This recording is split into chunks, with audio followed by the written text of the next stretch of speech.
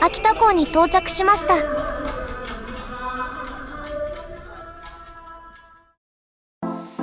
これから下船して秋田観光に向かいます。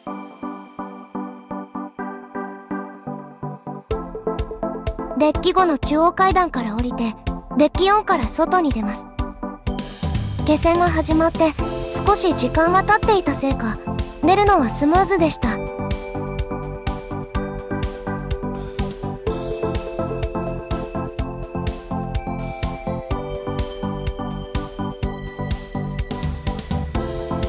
今日の最終乗船は5時半です。時間に遅れると置いていかれてしまうので余裕を持って帰ってこようと思います。港からの交通手段ですがシャトルバスが用意されています。ですがこれがちょっと高いんです。港から秋田市内まで往復25ドル、約3600円でした。同じく寄港地ツアーもなかなかに高額だったので私たちはレンタカーで観光することにしました。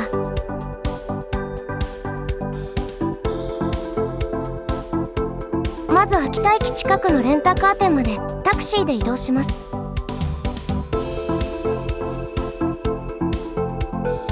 レンタカーは旅行前に予約済みです。こちらで手続きをして秋田駅近くから約1時間、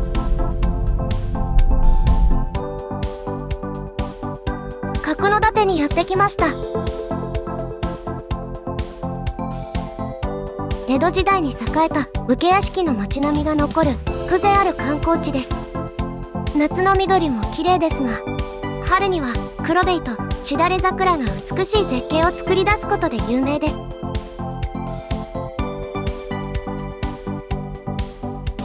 散策しながら武家屋敷の見学をします。こちらは角館の中級武士の家屋で岩橋家。映画「黄昏清兵衛」のロケにも使用されたそうです。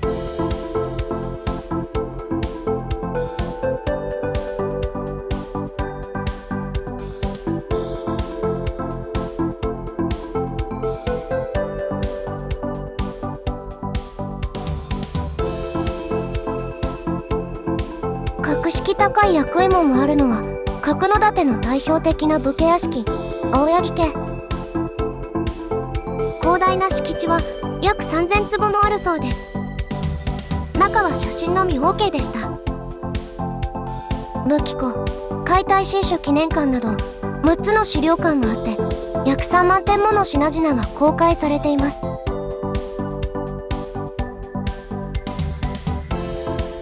持ち上げられる刀と槍がありました。想像以上に重いです。じっくり見学してこちらで少し休憩。ミュージアムショップに併設されたカフェです。涼やかなアジサイクリームソーダ。暑さが和らぎます。顔はめパネルで記念撮影もバッチリ。次に向かったのは石黒家。こちらも有名な武家屋敷です。現在も石黒家の子孫の方が住んでいるそうで屋敷の一部や蔵、庭が公開されています。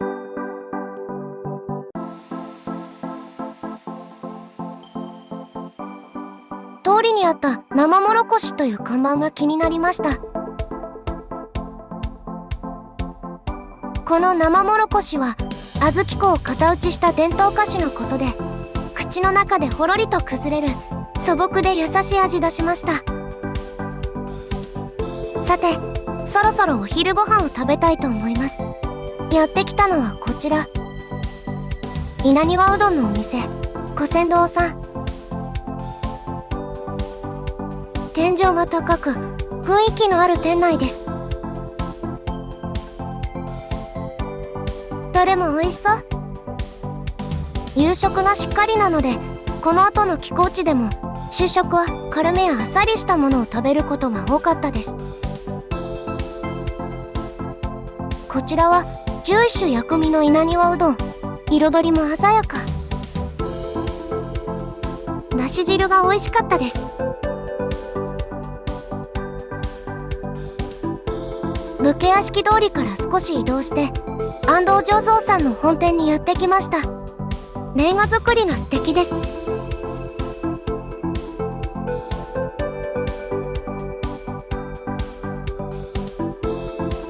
こちらは170年以上の歴史がある老舗の醸造元。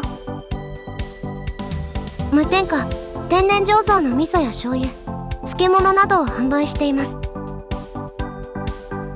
お店の中に指定有形文化財にも登録されている蔵座敷があり、中を自由に見学することができました。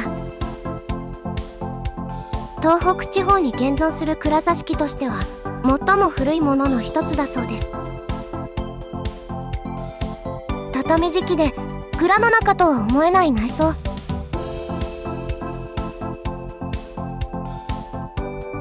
それではそろそろ秋田市内に戻ります。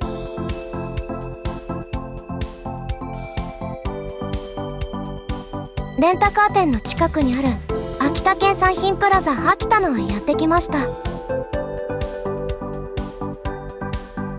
アトリオンという建物の地下1階にある秋田土産のお店です。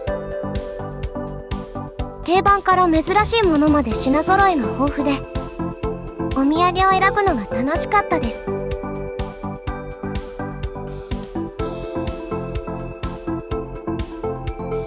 レンタカーを返却してタクシーで港まで帰ります。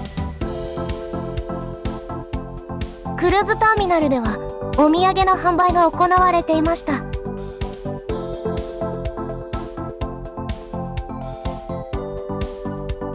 それでは船に戻ります。一旦部屋に戻ったのですが、ちょっと甘いものが食べたくて、再びのプレミアムデザート。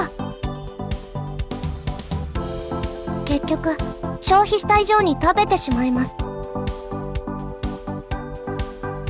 の後は散歩をしたり、のんびり海を眺めたり、まったりして過ごしました。出港の時間です。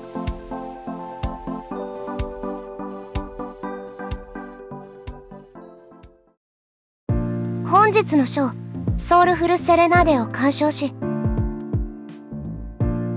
途中置物の重さ当てに誘われたりしながら夕食へ向かいました。今夜は昨日と同じインターナショナルダイニングです。このダイニングをメインに予約してあったので、毎回同じテーブルに案内されました。同じテーブルで良いことは、サービスについてくれる人が同じで仲良くなれること。飲み物の好みなどもすぐに覚えてくれます。プライベートかシェア、席のタイプを予約の時に選ぶのですが、プライベートを選択したので相席はありませんでした。メインは大好きなミートラザニアにしました。さて本日のデザートはフレンチバニラクリームブリュレをチョイス。今日も美味しかったです。さてここでまた夕食の予約の話です。ダイニングは5つあり、インターナショナルダイニングは2部の予約制、サボイとビバルディは20分間隔の予約制、パシフィックムーン、サンタフェは予約なしで行けるダイニングです。私たちが初日に行ったのは予約なしで OK なサンタフェです。席が空いていればすぐに案内してもらえますが、満席だと入り口付近で待ったり、受付の人に何時頃に来てと言われることもあります。クルーズ前、アプリの不具合なのかエラーが出て、私は予約ができずに困りました。その後問い合わせをしたりしていたら、ある時急に治ったので予約を入れましたが、すでに予約できる時間はかなり限られていました。まあ一応予約は全ての日に入れられましたが、この時はイベント時間などがまだよく分かっていなかったので、初心者にはなかなか難しいなと感じました。実際に乗船してショーの時間などを確認したら失敗したなと思いました。日程の半分くらいにインターナショナルダイニングの予約を入れたのですが、時間は7時50分でした。5時20分と7時50分の2部制で、私が見た時は7時50分だけ予約が可能となっていました。このクルーズの時のメインのショーの時間は7時15分と9時15分スタートの45分間。お気づきでしょうか？食事開始が7時50分だとショーにかぶるんです。後半のショーは食事がスムーズであればなんとかギリギリ間に合うかという感じですが、だいたいいつも食事時間は1時間半くらいはかかっていました。ダイニングの予約が2部制なのだからショーにちょうど良い時間になっているだろうという考えは甘かったわけです。そこで私たちがどうしたかというと、前半のショーを途中で退席することにしました。出演者の方には失礼だし、周りの方にもご迷惑をかけて申し訳なかったのですが、退席するときはなるべく後方の端に座るようにしました。食事の予約時間については後から考えると、5時から5時20分スタートの食事で7時15分からのショー、7時から7時20分スタートの食事で9時15分からのショー、このあたりが良かったのかなと。イベントや食事時間の変更などがあると思うので、あくまで参考程度に。まあとにかく選択肢があるうちに予約を入れられることが前提ですね。それでは本日もお疲れ様でした。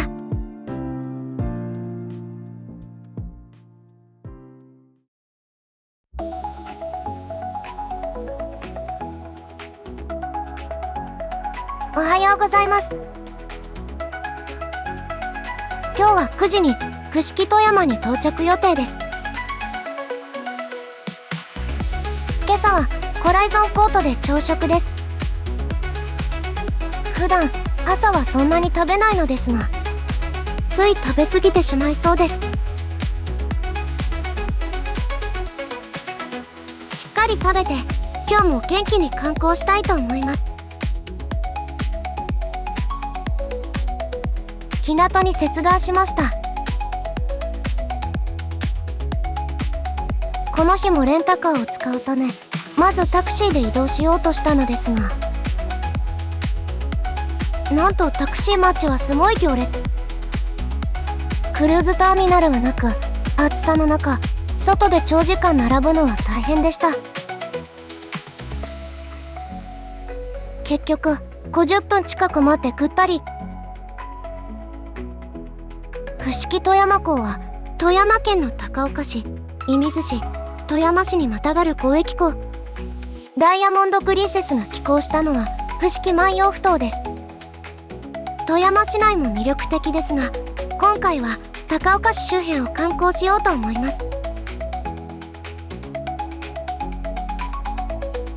というわけでレンタカーを借りて1つ目の目的地に向かいました。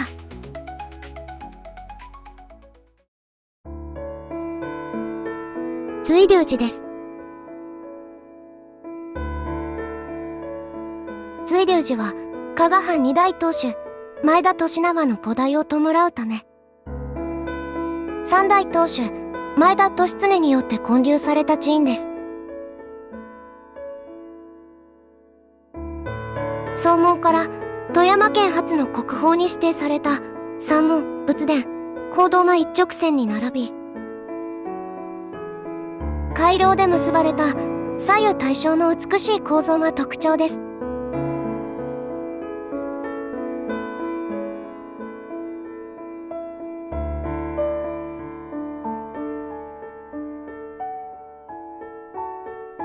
イラスト入りの地図もいただいて、見どころをじっくり見て回ることができました。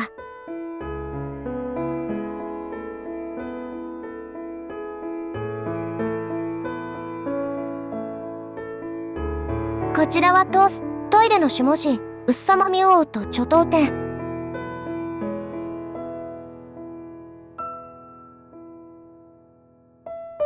美しく歴史ある寺院でした。こちらは高岡大仏です。奈良大仏、鎌倉大仏と並ぶ日本三大仏の一つで、消失と再建を繰り返し、現在の大仏は1933年に完成した3代目です。端正な顔立ちから日本一イケメンな大仏と言われ親しまれています。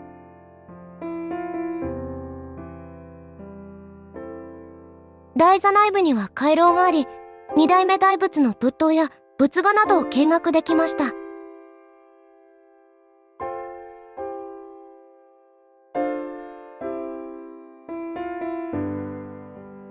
それではそろそろお昼ご飯を食べに行きたいと思います。高岡大仏から車で約20分の新港きっときと市場にやってきました。館内には取れたての新鮮な魚介類や地元の特産品のお店、飲食店が入っています。私たちはこちらでお寿司をいただきました。ネタが新鮮で美味しかったです。昼食の後はお土産を見ました。白エビ味がたくさんあります。高岡市は藤子 F 不二雄先生の故郷なので、ドラえもんのお土産もありました。市内にはドラえもんトラムが走り、ギャラリーやキャラクターの銅像などもあるそうです。きっときと市場から近い海洋丸パークに来ました。新港大橋もよく見える絶景スポットです。こちらの海洋丸は商船学校の練習船として誕生した帆船。現在は歴史海洋博物館として船室や機関室など現役のままの姿を公開しています。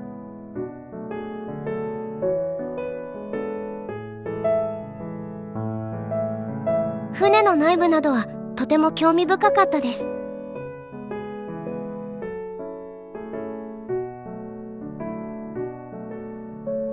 かなり見応えがあって、じっくり見ていると30分くらい時間が経っていました。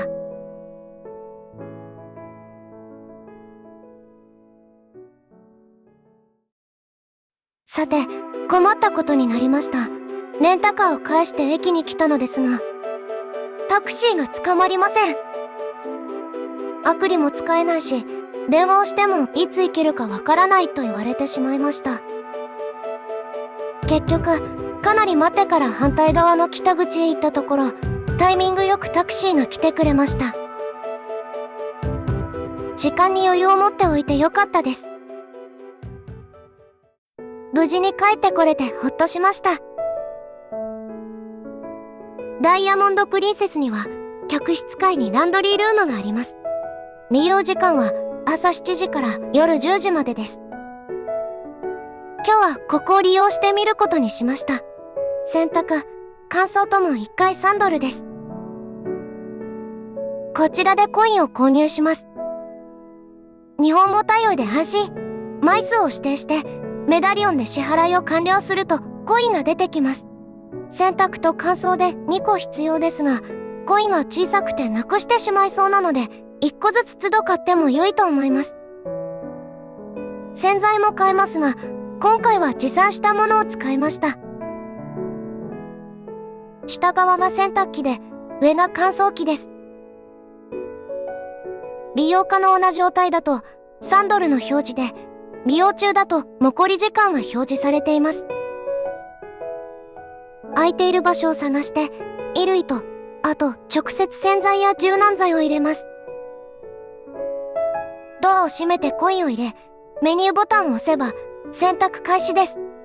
下6つが洗濯機のボタンで、どれを押すのか迷いましたが、近くにいた人が教えてくれてカラーを選びました。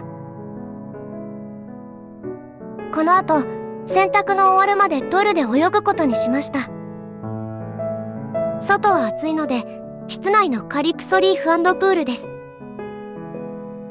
ジャグジーも楽しみながらのんびり過ごしました。最高。そろそろ出港時間のようです。ランドリールームに戻ってきました。まず乾燥機内のネットのゴミを取り除きます。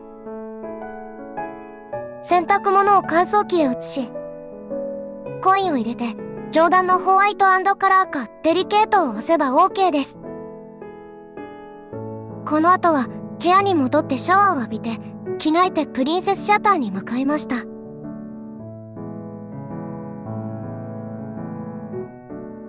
この日のシアトリカルショー、Born to be Wild を楽しみ、夕食へ。さて、今日は何を食べよう。前菜は牛のたたき。スープはスペイン風、冷製カスタチョにしました。メインはこれが美味しいよとおすすめされて、骨付きラム肉の蒸し煮。ちょっと癖がありましたが、美味しかったです。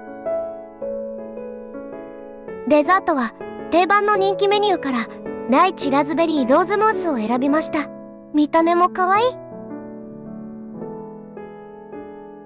今夜も大満足の夕食でした。夜の海を眺めながらお散歩をして部屋に戻ろうと思います。それではおやすみなさい。